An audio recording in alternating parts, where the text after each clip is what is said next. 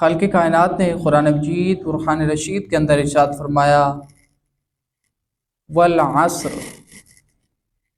فرمایا مجھے نماز عصر کی قسم۔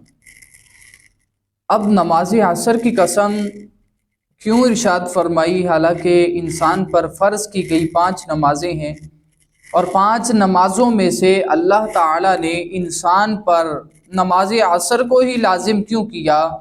تو اس کی وجہ مفسرین کرام ارشاد فرماتے ہیں، فرمایا کہ فجر کے وقت انسان اپنی نیند سے بیدار ہو کر پھر اللہ کی عبادت کرتا ہے۔ ظہر کے وقت انسان اپنے کاروبار کو روک کر جو ریسٹ کر رہا ہوتا ہے، کہا اس ریسٹ کو چھوڑ کر پھر انسان جو ہے نا وہ اللہ کی عبادت کے لیے آتا ہے۔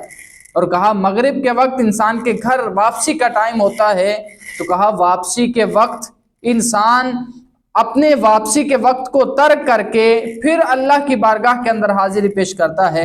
اور کہا 5ویں نمبر پر نماز عشاء کو انسان اپنی راحت کے لیے تیار ہوتا ہے، انسان استراحت کے لیے بیٹھا ہوتا ہے، تو کہا استراحت کو چھوڑ کر انسان اللہ کی بارگاہ کے اندر حاضر ہو جاتا ہے۔ لیکن کہا نماز عصر ایسی نماز ہے کہ جس وقت انسان کاروبار کے اندر مشغول ہوتا ہے۔ اب گویا کہ کاروبار کو چھوڑ کر انسان کا اللہ کی بارگاہ کے اندر سجدہ ریز ہو جانا، یہ اس قدر میرے خدا کو پسند ہے کہ نماز فجر کے وقت اپنے آرام کو ختم کرنا ہے، ظہر کے وقت اپنے جناب وہ ریسٹ کو ختم کرنا ہے، نماز مغرب کے وقت اپنے گھر کی واپسی کو ختم کرنا ہے، اور 5ویں نمبر پر نماز عشاء ہے۔ تو کہا نماز عشاء کے وقت جو استراحت کا ارادہ تھا، جو اسے ترک کر کے پھر اللہ کی بارگاہ کے اندر جانا ہے۔ لیکن کہا نماز عصر، اس لیے اللہ نے نماز عصر کی قسم اٹھائی کہ اللہ تعالیٰ کو بندے کا دنیا سے کنارہ کشی اختیار کر کے انسان کا کاروبار، اپنے مال و تجارت کو چھوڑ کر اللہ کی بارگاہ کے اندر حاضر ہو جانا میرے خدا کو سب سے زیادہ مقبول ہے۔ نماز جمعہ کی جو دوسری آذان ہوتی ہے نا، یا ایھا الذین آمنوا اذا نودی للصلاۃ من یوم الجمعہ، اے ایمان والو جب نماز کے لیے ندا دے دی جائے، جب نماز کے لیے اذان دی جائے، مفسرین فرماتے ہیں اس سے مراد جمعہ کی اذان ثانی ہے۔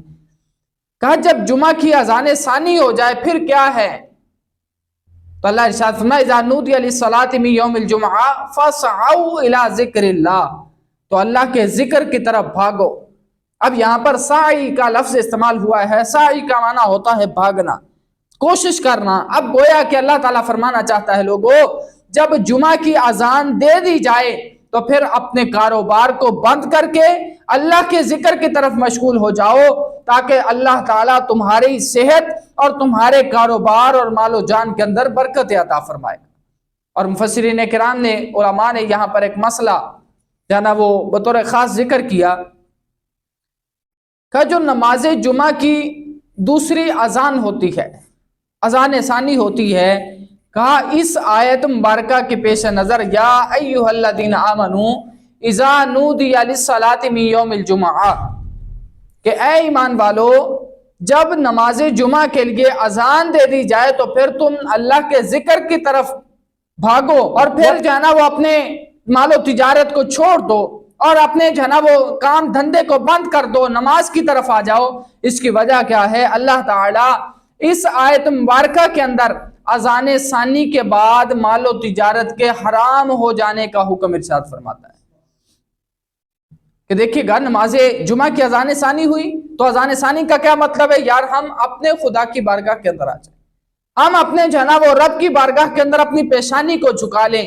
اب علماء نے اس سے جو ہے نا وہ نتیجہ نکالا، کہا جو بندہ جمعہ کی اذان ثانی کے بعد کام کرتا ہے نا، تو کہا وہ کام سے جو وہ پیسے کما لیتا ہے، جو وہ اپنی جو ہے نا وہ سیلری جمع کر لیتا ہے، کہا نماز جمعہ کی اذان ثانی کے بعد کمائے گئے پیسے وہ حلال نہیں ہیں، حرام ہے۔ اس لیے جو ہے نا وہ کوشش کریں اپنے کام کو چھوڑ کر، اپنے جو ہے نا وہ مال و تجارت کو چھوڑ کر اللہ کی بارگاہ کے اندر آ جائیں۔ تو پھر ہوگا کیا؟ یہ ہم سمجھتے ہیں کہ اگر ہم نماز پہ چلے گئے، جمعہ ادا کرنے چلے گئے، ہمیں جو ہے نا وہ کام سے گھاٹا پڑ جائے گا، ہمیں پیسوں کی کمی آ جائے گی، ہمارا کام بند ہو جائے گا۔ نہیں ہوگا یار۔ کیوں؟